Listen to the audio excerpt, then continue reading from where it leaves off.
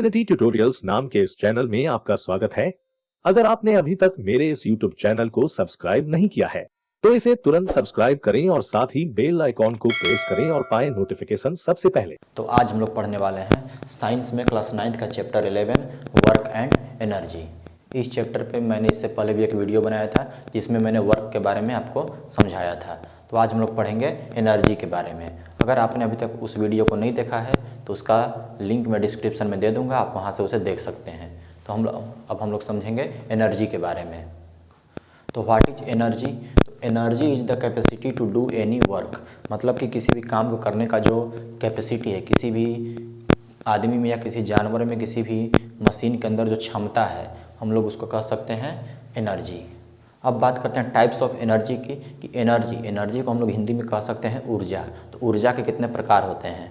तो there are many types of energy, जैसे कि सोलर एनर्जी जो कि सन से मिलता है, इलेक्ट्रिकल एनर्जी जो कि हमें बिजली से मिलता है, मैकेनिकल एनर्जी जो कि किसी भी मशीन के काम करने पे मिलता है, विंड एनर्जी जो कि हमें हवा से मिलता है, हाइड्रल एनर्जी जो कि हमें पानी से मिलता है।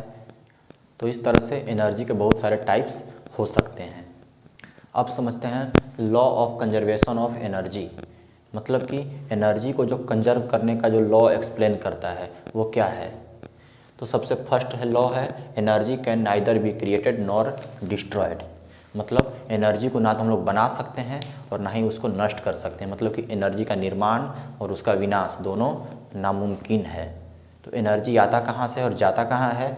तो it can be converted from one form to another form, मतलब कि एनर्जी को, ऊर्जा को हम लोग एक रूप से दूसरे रूप में बदल सकते हैं।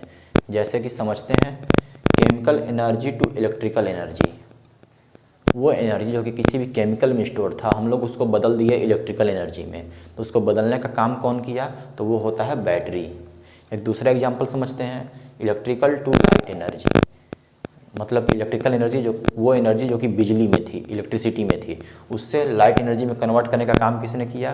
तो वो काम किया बल्ब ने। अगर हम लोग बिजली को ऑन करते हैं तो बल्ब क्या करता है, जब भी इलेक्ट्रिसिटी जब बल्ब में जाती है तो वहाँ से इलेक्ट्रिकल एनर्जी कन्वर्ट हो जाता है लाइट एनर्जी में और हमें जो एनर्जी मिलता है वो मिलता है लाइट के फॉर्म में।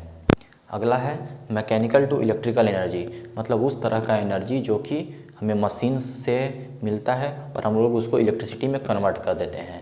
जैसे कि जनरेटर, जैसे पार्टीज में या कभी भी लाइट कटने पर हम लोग जनरेटर का यूज करते हैं, तो वो क्या है? तो वो एक तरह से मशीन का एग्जाम्पल है जो कि उस मशीन का यूज करके उस मैकेनिकल एनर्जी को कन्वर्ट करते हैं इलेक्ट्रिकल एनर्जी में और हमें जो वहाँ से एनर्जी मिलता है वो होता है इलेक्ट्रिसिटी। इस तरह के बहुत सारे ढेरों एग्जाम्पल्स हैं, तो आप लोग बाकी एग्जाम्पल्स को अपने खुद से समझ सकते हैं। क्लास 9th में जिस एनर्जी के बारे में हमें ब्रीफली पढ़ना है वो है मैकेनिकल एनर्जी। तो हम लोग मैकेनिकल एनर्जी को दो पार्ट में क्लासीफाई कर सकते हैं, पहला है पोटेंशियल एनर्जी और दूसरा है काइनेटिक एनर्जी। तो पोटेंशियल एनर्जी क्या है, काइनेटिक एनर्जी क्या है, हम लोग इनको एक एक करके समझेंगे। हम लोग एनर्जी को एक अलग तरीके से समझ सकते हैं। एनर्जी क्या है, व्हाट इज एनर्जी? तो energy is the amount of work done, मतलब हम जितना भी किसी काम को करेंगे हमें उतना ही एनर्जी प्राप्त होगा, या फिर हम इसको अगर उल्टे केस में समझें तो हम जितना भी काम करेंगे हम उतना ही एनर्जी को क्या करेंगे, लूज करेंगे। अब बात करते हैं एसआई यूनिट ऑफ एनर्जी। तो एनर्जी का एसआई यूनिट क्या होगा? तो एनर्जी क्या था? तो वर्क डन के बराबर था, मतलब जितना काम किए उसके बराबर एनर्जी होगा। तो वर्क डन का एसआई यूनिट था, वर्क का एसआई यूनिट था जूल। तो एनर्जी का भी एसआई यूनिट हो जाएगा जूल। तो हम लोग यहाँ पे लिख सकते हैं एसआई यूनिट इज जूल। अब बात करते हैं काइनेटिक एनर्जी की। तो काइनेटिक एनर्जी होता क्या है? तो kinetic energy is stored in any moving object, मतलब अगर कोई भी ऑब्जेक्ट या कोई भी वस्तु अगर एक जगह से दूसरे जगह तक मूव कर रहा है, मतलब कि अगर वो मोशन में है तो उसके अंदर जो एनर्जी होगा वो होगा काइनेटिक एनर्जी। हम लोग एक एग्जांपल लेकर समझते हैं। अगर हम लोग किसी भी एक बॉल को फेंके तो जो भी एनर्जी उसमें स्टोर्ड होगा वो होगा काइनेटिक एनर्जी के फॉर्म में। वो एनर्जी आया कहाँ से? तो हम लोगों ने जो ताकत लगा करके उस बॉल को फेंका तो वो हमारा फोर्स उस बॉल पे लगा, तो वहाँ पे हुआ फोर्स अप्लाई हुआ और उस फोर्स के चलते बॉल में कुछ डिस्प्लेसमेंट होगा, मतलब कि वो बॉल मूव करना शुरू कर देगा। तो वहाँ पे होगा वर्क और उस वर्क के चलते उस बॉल में कुछ एनर्जी स्टोर्ड हो जाएगा जो कि होगा काइनेटिक एनर्जी। अब हम लोग बात करते हैं derivation of formula for kinetic energy, मतलब कि काइनेटिक एनर्जी का जो फार्मूला होता है हमारे फिजिक्स में, तो वो आता कैसे है। तो हम लोग आइए उसको समझते हैं। आप लोगों ने मोशन के बारे में पढ़ा होगा, वहाँ हम 3 इक्वेशन पढ़े थे, तो उसमें हम लोग यूज करेंगे थर्ड इक्वेशन ऑफ मोशन का। तो हम लोग यहाँ पे लिखते हैं using third equation of motion. क्या था वो, 2as is equal to v square minus u square.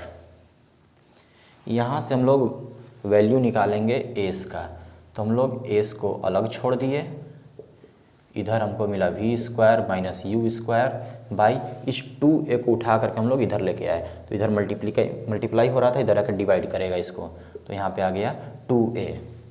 इसको मान लेते हैं हम लोग इक्वेशन 1। अब पिछले वीडियो में हमने देखा था वर्क के बारे में, तो वर्क क्या होता है, तो work done is equal to force into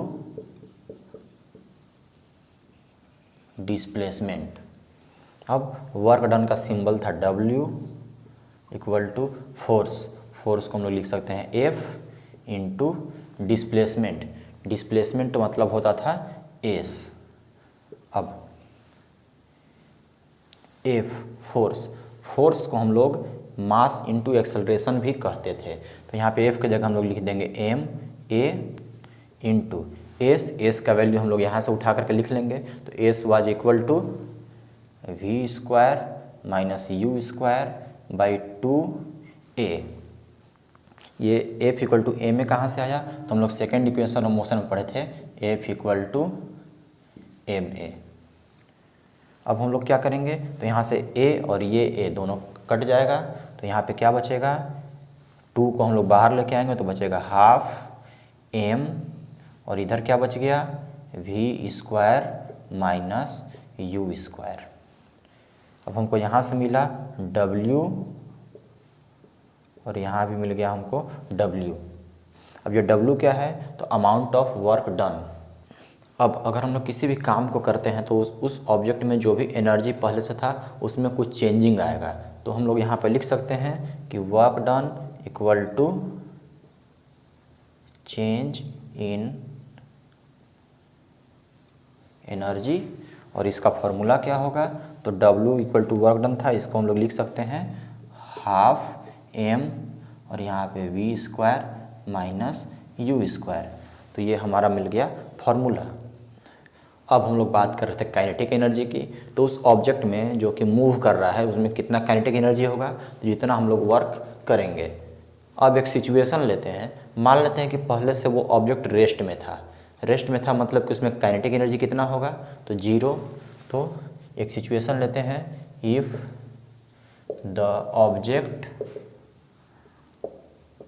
was in rest, अगर वो रुका हुआ था रेस्ट में था, मतलब कि क्या होगा यहाँ पे, तो u जो कि इनिशियल वेलोसिटी था वो होगा हमारा 0। अब इस ऊपर वाले इक्वेशन में अगर हम इसको पुट कर देते हैं तो यहाँ पे हमको मिलेगा क्या, half m v square minus u का वैल्यू था 0, तो यहाँ पे लिख दिए 0 का स्क्वायर, तो यहाँ पे हमको मिल गया हाफ m, इधर का वैल्यू 0 हो गया, तो यहाँ पे क्या बच गया वी स्क्वायर, तो यहाँ पे हमको मिल गया वी स्क्वायर, और ये एनर्जी क्या था, तो ये था काइनेटिक एनर्जी, तो हम लोग यहाँ पे लिख सकते हैं एनर्जी काइनेटिक। तो जो भी हमको ये इक्वेशन मिला ये मिल गया काइनेटिक एनर्जी का फार्मूला। तो यहाँ से हमको मिला काइनेटिक एनर्जी का फार्मूला जो कि था हाफ एम वी स्क्वायर, जहाँ पे कि m क्या है, तो mass of the object which is in motion, वो ऑब्जेक्ट का मास जो कि मोशन में है, और v क्या है, तो velocity of the moving object, मतलब कि जितना स्पीड में जितना वेलोसिटी में वो ऑब्जेक्ट मूव कर रहा है उसका वैल्यू। अब हम लोग बात करते हैं पोटेंशियल एनर्जी की। तो पोटेंशियल एनर्जी होता क्या है, तो पोटेंशियल एनर्जी मतलब कि वैसा एनर्जी जो कि किसी भी ऑब्जेक्ट में स्टोर्ड होता है, और कब होगा, तो अगर उस ऑब्जेक्ट का शेप चेंज होगा, साइज चेंज होगा, या फिर उस ऑब्जेक्ट का हाइट चेंज होगा। एग्जाम्पल के लिए समझते हैं, एक आदमी जो कि धनुष को खींच रहा है, एक बो को पकड़ के उसका स्ट्रिंग को खींचा, तो खींचने से उस बो का जो धनुष का जो साइज है और जो शेप है वो चेंज हो जाएगा। और चेंज होने से क्या होगा कि वो स्ट्रिंग जो कि पहले स्ट्रेट था वो मुड़ गया है, और उस चलते उस स्ट्रिंग में कुछ पोटेंशियल एनर्जी आ जाएगा। अब अगर उस स्ट्रिंग को, उस धागे को छोड़ दिया जाता है तो क्या होगा, वो पोटेंशियल एनर्जी उसको वापस अपने पुराने पोजीशन में लेके आना चाहेगा, और उसके चलते वो रस्सी काफ़ी स्पीड से, काफ़ी जल्दी वो अपने पुराने पोजीशन में आ जाएगा। और जिसके चलते अगर हम लोग उस पर तीर या एरो को रखे हुए हैं तो वो एरो उस मोशन के चलते काफ़ी दूर जाएगा। तो उस एरो को एनर्जी कहाँ से मिला, तो वो मिला उस पोटेंशियल एनर्जी से जो कि उस बो के स्ट्रिंग में, मतलब कि उस धनुष का जो धागा था, डोरी, उसमें स्टोर्ड था। उसी तरह से बात करते हैं स्प्रिंग की।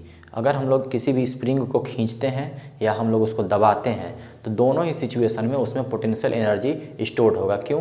क्योंकि उस स्प्रिंग का साइज और शेप दोनों चेंज हो गया है। अगर हम लोग उसको खींच के छोड़ देते हैं तो वापस वो अपने पुरानी स्थिति में आ जाएगा, ओरिजिनल पोजीशन में, या फिर हम लोग उसको दबा करके छोड़ देते हैं तो भी वो इलोंगेट होकर के अपने पुराने पोजीशन में आ जाएगा। तो ये दोनों ही सिचुएशन होगा किसके चलते, तो पोटेंशियल एनर्जी के चलते। अब हम लोग आगे समझते हैं derivation of formula for potential energy.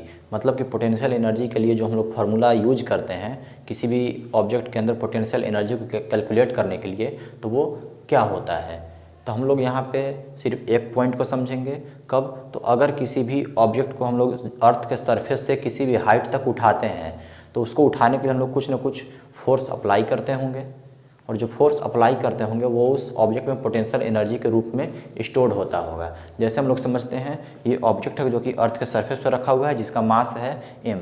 अगर कोई भी आदमी इस ऑब्जेक्ट को यहाँ से उठा करके यहाँ रखा, मतलब कि उस ऑब्जेक्ट पे फोर्स लग रहा था कहाँ, तो ग्रेविटेशनल पुल के चलते, मतलब एक्सेलरेशन ड्यू टू ग्रेविटी के चलते वो अर्थ उसको अपनी तरफ खींच रहा था।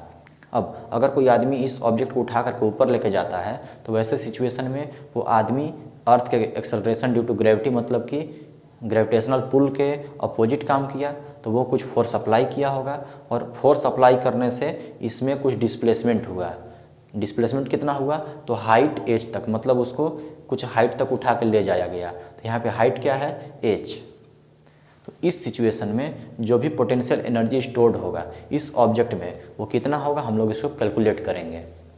तो हम लोग जानते हैं कि वर्क डन का फॉर्मूला क्या था, फोर्स इंटू डिस्प्लेसमेंट। तो हम लोग यहाँ पे लिख देते हैं W equal to F into S.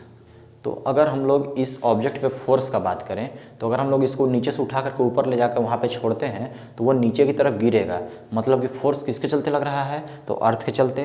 तो अर्थ के चलते जो फोर्स होता है उसको हम लोग बोलते थे m इंटू जी, मतलब mass into acceleration due to gravity. आप लोग ये ग्रेविटेशन चैप्टर में पढ़ चुके होंगे। तो हम लोग f के जगह पे लिख सकते हैं m इंटू जी, और यहाँ जो s है डिस्प्लेसमेंट वो कितना हुआ है, तो इस ऑब्जेक्ट में जो डिस्प्लेसमेंट हुआ है वो है हाइट h तक। तो हम लोग यहाँ पे डिस्प्लेसमेंट की जगह लिख सकते हैं h। अब अगर हम लोग इसको मल्टीप्लाई कर देंगे तो हमें मिलेगा mgh, और ये जो mgh आया ये आया पोटेंशियल एनर्जी का वैल्यू, जो कि क्या था, तो work done was equal to change in energy. अब अगर वो ऑब्जेक्ट नीचे रखा हुआ है मतलब उसमें कुछ भी एनर्जी नहीं होगा, जब हम इसको यहाँ से उठा कर ले गए तो उसमें पोटेंशियल एनर्जी आएगा कितना, तो वो होगा mgh के इक्वल। अब जब हम उसको वहाँ से छोड़ेंगे तो वो पोटेंशियल एनर्जी जो कि mgh था वो उसको ऊपर से नीचे गिरने पे मजबूर कर देगा, और इसके चलते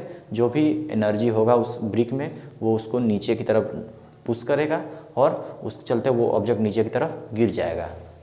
तो हमें यहाँ पे पोटेंशियल एनर्जी का फॉर्मूला मिलता है, वो क्या था, तो potential energy is equal to mgh, जहाँ पे m क्या है, तो mass of the object, g क्या है, तो एक्सेलरेशन ड्यू टू ग्रेविटी, और h क्या है, तो वो हाइट जितना तक कि उस ऑब्जेक्ट को उठाया गया, मतलब कि displacement of the object perpendicular to surface of the earth, मतलब कि धरती के सरफेस से, सतह से सीधा ऊपर की तरफ। अब हम लोग बात करते हैं relation between potential and kinetic energy, मतलब कि पोटेंशियल और काइनेटिक एनर्जी के बीच में क्या रिलेशन है किसी भी एक ऑब्जेक्ट में। तो इस ऑब्जेक्ट का बात करते हैं अगर, तो यहाँ जिसका मास है m वो अर्थ के सरफेस पर रखा हुआ है। अभी इसमें पोटेंशियल और काइनेटिक दोनों एनर्जी जीरो है, क्योंकि ना तो ये हाइट पे है, अगर हाइट पे नहीं तो इसका पोटेंशियल एनर्जी हो गया जीरो, और अभी ये वेलोसिटी में नहीं है, मतलब कि इसमें वेलोसिटी का वैल्यू है 0, तो यहाँ पे भी इसका काइनेटिक एनर्जी भी हो गया 0। अब अगर हम इस ऑब्जेक्ट को यहाँ से उठा करके इस जगह पे लेके आए तो हम उसमें कुछ फोर्स अप्लाई किए होंगे, और फोर्स अप्लाई करने से डिस्प्लेसमेंट हुआ, मतलब कि उसमें वर्क हुआ, और वर्क होने से क्या होगा, तो वो जो भी हम वर्क किए वो उसमें कन्वर्ट हो जाएगा एनर्जी में, और वो एनर्जी इस ऑब्जेक्ट में स्टोर्ड होगा। अब यहाँ पे आने के बाद हम लोग इसको कुछ हाइट पे उठा के ले गए, तो यहाँ पे पोटेंशियल एनर्जी का वैल्यू होगा mg और हाइट है h, और इस पॉइंट पे इसका वैल्यू होगा मैक्सिमम। अब बात करते हैं काइनेटिक एनर्जी की। तो इस समय अगर हम इसको यहाँ पे रोके हुए हैं तो उस समय उसका वेलोसिटी होगा 0, मतलब कि इसमें काइनेटिक एनर्जी होगा 0। इसका मतलब कि जो भी एनर्जी इस ऑब्जेक्ट के अंदर अभी है, इस सिचुएशन में जब हम उसको ऊपर उठा कर रखे हैं हाइट h पे, तो वो पूरा का पूरा पोटेंशियल एनर्जी है, और उसमें काइनेटिक एनर्जी का वैल्यू है 0, मतलब कि उसमें काइनेटिक एनर्जी नहीं है। अब अगर उस ऑब्जेक्ट को वहाँ से छोड़ दिया जाए तो उसका हाइट धीरे धीरे जैसे जैसे वो नीचे आएगा उसका हाइट कम होते चला जाएगा, मतलब कि h का वैल्यू होगा कम, और उस सिचुएशन में पोटेंशियल एनर्जी कम होते चला जाएगा, मतलब कि एनर्जी पोटेंशियल वो डिक्रीज करेगा। और जैसे जैसे वो नीचे आएगा अर्थ के ग्रेविटेशनल पुल के चलते, जो कि एक्सेलरेशन ड्यू टू ग्रेविटी होता है स्मॉल g, उसका वेलोसिटी बढ़ते चला जाएगा, और उसके चलते जो उसका काइनेटिक एनर्जी होगा वो इंक्रीज करेगा। तो यहाँ पे रिलेशन क्या था कि अगर कोई ऑब्जेक्ट ऊपर से नीचे की तरफ आ रहा है तो उसका पोटेंशियल एनर्जी धीरे धीरे डिक्रीज करेगा, और उसका काइनेटिक एनर्जी धीरे धीरे इंक्रीज करेगा। अब इस पॉइंट पे जब वो ज़मीन पे टकराने वाला है, या ज़मीन पे टकराते समय उसका हाइट हो जाएगा 0, मतलब कि ऊपर में जिसका पोटेंशियल एनर्जी था मैक्सिमम वो हो जाएगा 0, और काइनेटिक एनर्जी जो कि उसका वेलोसिटी के चलते होता था वो क्योंकि इस पॉइंट तक आती है तो उसका वेलोसिटी मैक्सिमम हो जाएगा, तो यहाँ पे हो जाएगा हाफ mv², और इस वेलोसिटी का वैल्यू मैक्सिमम होगा तो यहाँ पे काइनेटिक एनर्जी भी हो जाएगा मैक्सिमम। तो इससे कंक्लूजन ये मिलता है कि अगर किसी ऑब्जेक्ट को ऊपर से नीचे की तरफ हम लोग छोड़ते हैं तो उसका पोटेंशियल एनर्जी धीरे धीरे कम होगा, और वो पोटेंशियल एनर्जी किस में बदल जाएगा, तो काइनेटिक एनर्जी में। अब ऑल ओवर एनर्जी, मतलब कि पोटेंशियल एनर्जी और काइनेटिक एनर्जी दोनों को अगर हम लोग मिला करके देखें तो वो होगा हमेशा कांस्टेंट, मतलब कि potential energy plus energy kinetic will be constant. और ये किसी भी ऑब्जेक्ट के केस में होगा, मतलब कि उसका पोटेंशियल और काइनेटिक अगर दोनों को हम लोग ऐड करते हैं तो दोनों का जो वैल्यू होगा वो कभी भी सेम होगा, वो हमेशा कांस्टेंट होगा, वो कभी भी बदलेगा नहीं।